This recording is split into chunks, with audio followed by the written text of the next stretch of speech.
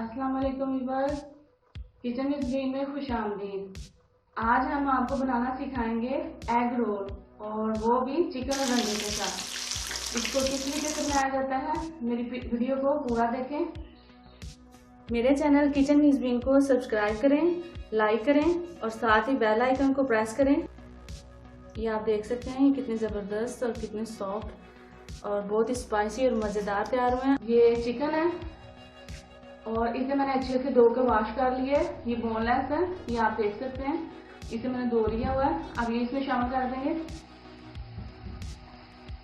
ये half KG है। साथ में इसमें 1 कप पानी शामिल करेंगे।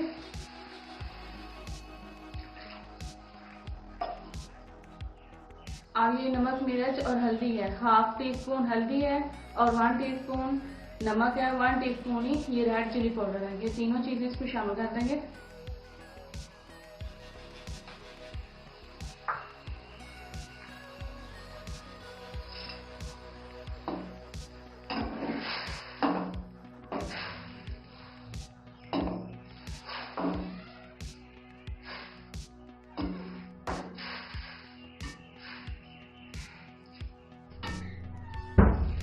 सात मिनट के लिए इसे पका लेंगे। जब तक पानी खुश्क नहीं हो जाता तब तक हम इसे पका लेंगे। जब तक हमारा चिकन पकता है तब तक हम उतनी देर में ये मसाला तैयार कर लेते हैं। ये मैंने प्याज को फ्राई किया हुआ है और ये हाफ प्याज कच्चा है। इन दोनों को मैं ग्राइंड कर लूंगी। अब इसके बाद मैं टमाटर भी ब्लेंड कर लूंगी।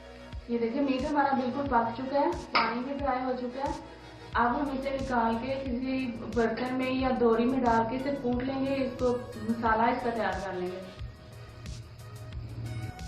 जो गोश्त मैंने पकाया उसे भी मैंने ब्लेंड कर लिया है।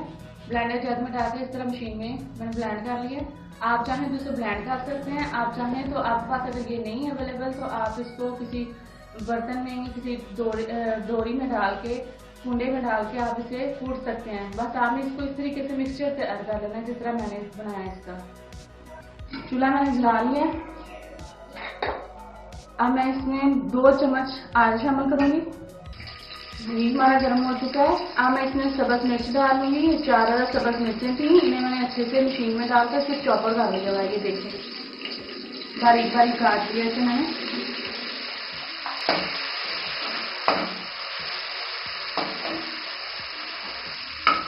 मिर्चों को थोड़ा सा फ्राई करने के बाद ये 4 टमाटर थे उसे भी मैंने ब्लेंड कर लिया। ये इसमें डाल देंगे।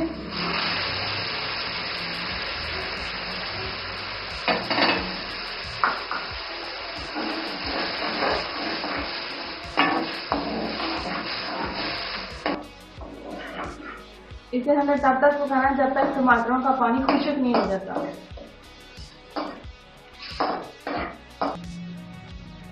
टमाटर की ये जो चटनी है ये तैयार हो चुकी है।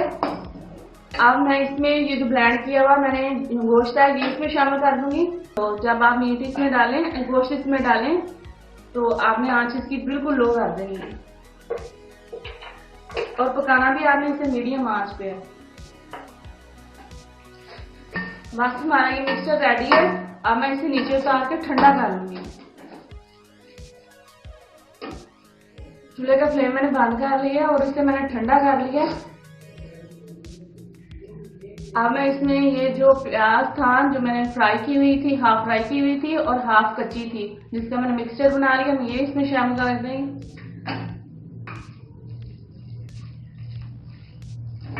आलूओं को हम इस तरीके से कांटा चम्मच की मदद से इस तरीके से इसको अच्छे तरीके से इस तरह मैश कर लेंगे। ये देखें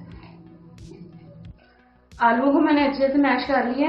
अब मैं इसमें ये वाला जो मैंने मिक्सचर तैयार किया है ये सारा इसमें शामिल कर देंगे।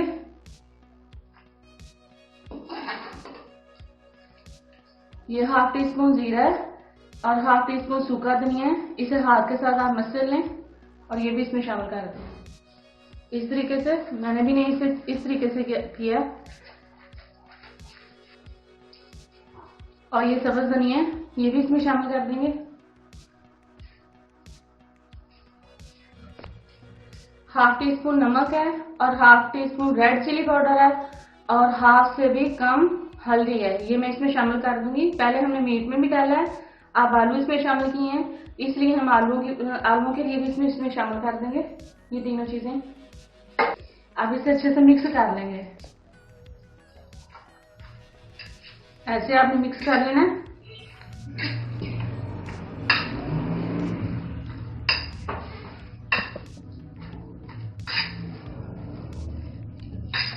ये देखिए हमने इसे अच्छे से मिक्स कर लिया है। ये आप देख सकते हैं कितना जबरदस्त इसका मसाला तैयार हुआ है। ये 6 अंडे हैं, इन्हें मैंने बॉयल करके इनका छिलका उतार के नहीं ठंडा कर लिया है। आपने भी इसका छिलका उतार के ऐसे ही इसे ठंडा करना है और इन्हीं अंडों के ऊपर मैं ये जो मैंने मसाला तैयार किया इसे कोट कर लूंगी। इस तरीके से हाथ की मदद से करना है आपने ऐसे।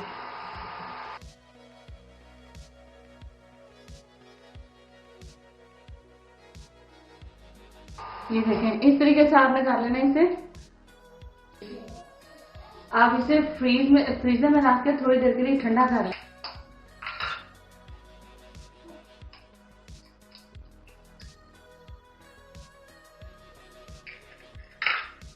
इसे बस हल्का सा इस तरीके से करना है, ज्यादा फेंटना नहीं है।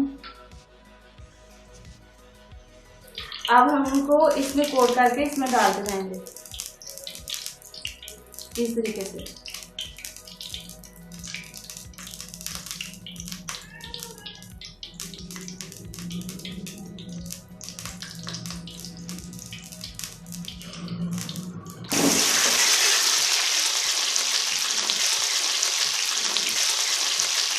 इसको तब तक हिलाना नहीं है जब तक ये एक साइड से अच्छे तरीके से पक ना जाए। अगर आप इसे फौरन थोड़ी देर के बाद हिला देंगे तो ये खुल जाएगा, घी में फैल जाएगा। आपने इसे हिलाना बिल्कुल नहीं है जब तक एक साइड पक ना जाए। जैसा कि ये हमने पहले इसको डाला हुआ था, ये देखें एक साइड से पक चुका है। अब हम इसे आराम से इस तरीके से इसकी साइड चेंज कर देंगे।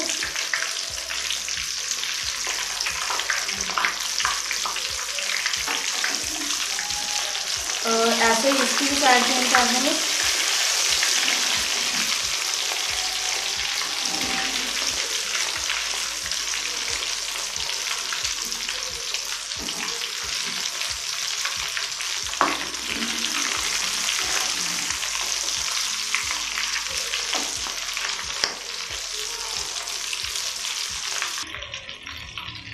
अब ये पक चुके हैं, अब हम इस तरीके से निकाल लेंगे।